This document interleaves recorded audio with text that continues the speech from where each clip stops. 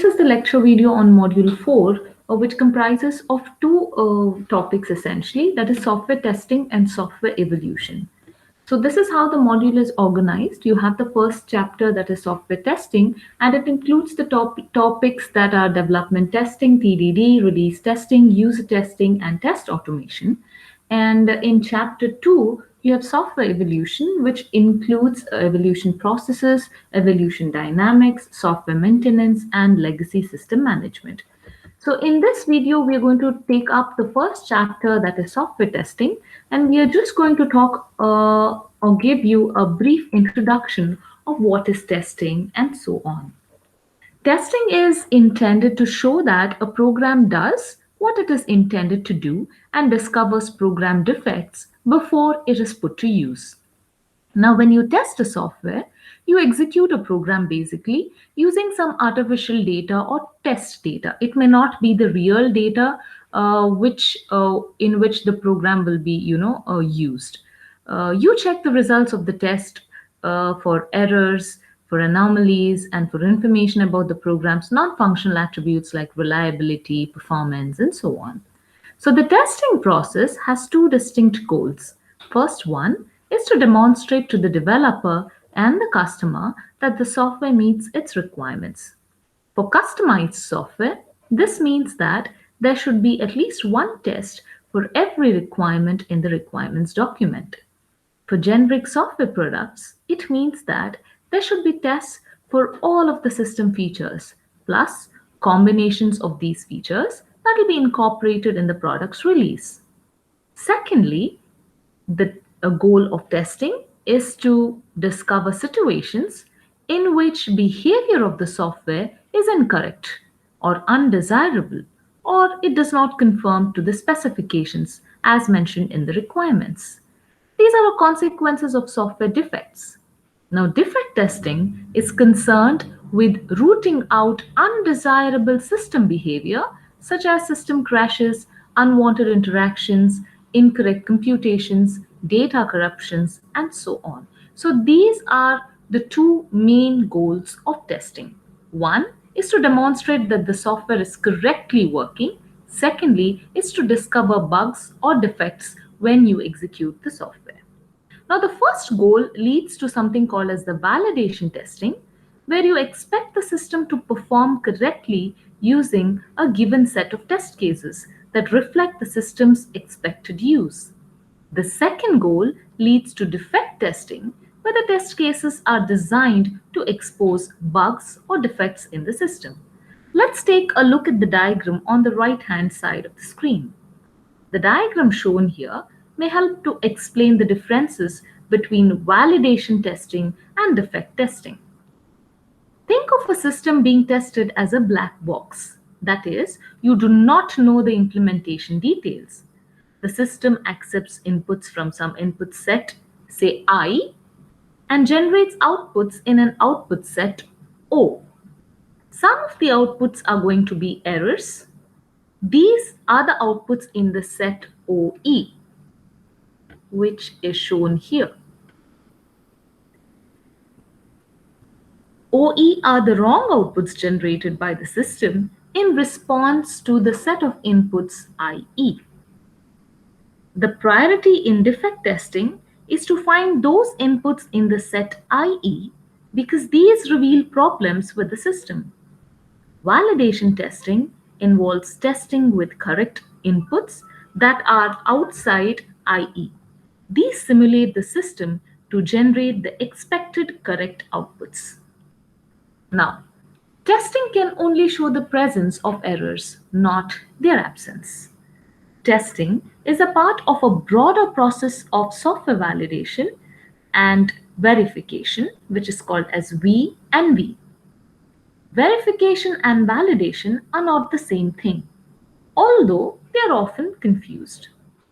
Validation concerns with, are we building the right product?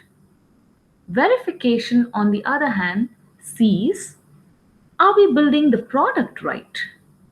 Verification and validation processes are concerned with checking that software being developed meets a specification and delivers the functionality expected by the users who are paying for the software. The aim of verification is to check that the software meets the stated functional and non functional requirements. Validation, on the other hand, is a more general process. The aim of validation is to ensure that the software meets the customer's expectations. It goes beyond simply checking conformance with specification to demonstrating that the software does what the customer expects it to do. The ultimate goal of verification and validation processes is to establish a sense of confidence or a level of confidence that the system is fit for purpose or use. This means that the system must be good enough for its intended use. The level of required confidence depends on the system's purpose, the expectations of the system users, and the current marketing environment for the system. Let's take up each of these. First, the software purpose. The more critical the software, the more important that it is reliable. For example, the level of confidence required for software used to control a safety critical system is much higher than the required for a prototype that has been developed to demonstrate new product ideas. Secondly, user expectations. Because of their experiences with buggy, unreliable software, many users have low expectations of software quality. They are not surprised when their software fails. When a new system is involved, users may tolerate failures because the benefits of use will outweigh the cost of failure recovery. In such situations, you may need to devote as much time to testing the software. However, as software matures, users expect it to become more reliable, so more thorough testing of later versions is required. Thirdly, the marketing environment. When a system is marketed, the sellers of the system must take into account competing products, the price that customers are willing to pay for the system, and the required schedule for delivering that system, or what is the time that is best to deliver the system. In a competitive environment, a software company may decide to release a program before it has been fully tested and debugged because they want to be the first into the market. If a software product is very cheap, users may be willing to tolerate a lower level of reliability. The verification and validation process may involve software inspections and reviews. So, this diagram shows you inspections and testing. Inspections and reviews analyze and check the system requirements, the design models, the program source code, and even the proposed system tests. These are the static verification and validation techniques because you do not have to execute the software to verify if it works fine. You're going to manually read the code or manually inspect the code or just take a look and review at the requirement specification, the software architecture, the design models, the database schemes, the program. Everything is looked at or inspected or reviewed rather than dynamically executed and tested. The arrows indicate, so in this diagram you can see that software inspections and testing support the V&V or the validation and verification and different stages in the software process.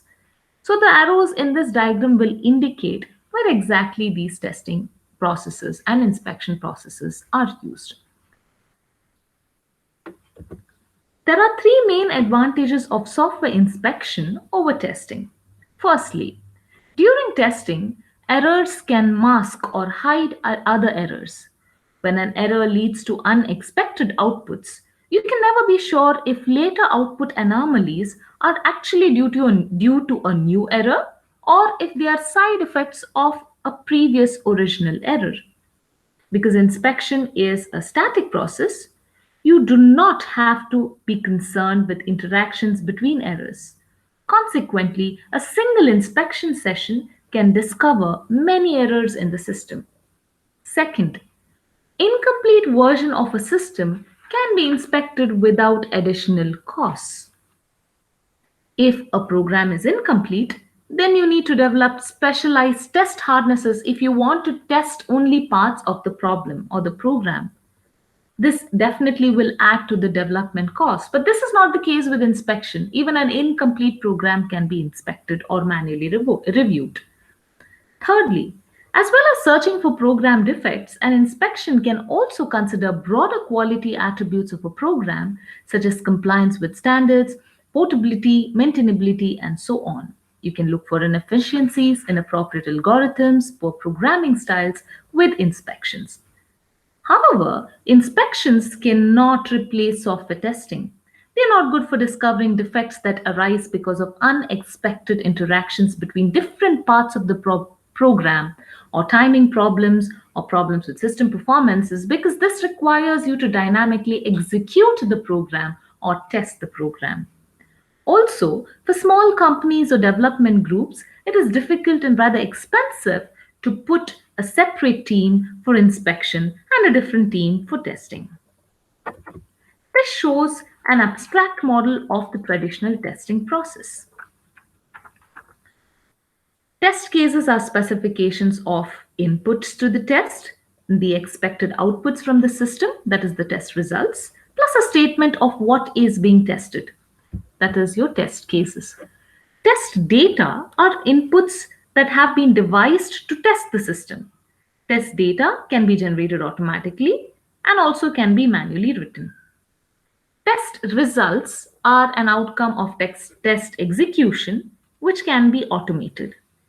The expected results are compared to the predicted results, so you do not have to manually check if the system has passed the test. So this is basically the testing process. So you design the test cases, outcome is the test cases. From the designing part, you move to prepare test data, and the input to that is the test cases that you've designed. Output of preparing the test data is the actual test data with which you're going to test your program. And then you get the test results, and then you're comparing the actual results with the predicted or the expected results, and you have the reports which tell you if the system has passed the test. Typically, a commercial software system has to go through the three stages of testing. First is development testing, where the system is tested during development to discover bugs and defects. System designers and programmers are likely to be involved in the testing process. Second is release testing, where a separate testing team tests a complete version of the system before it is released to the users. The aim of release testing is to check that the system meets the requirements of the system stakeholders. Thirdly is user testing, where the users of potential or the potential users of the system will test the system in their own environment. In practice, the testing process usually involves a mixture of manual and automated testing.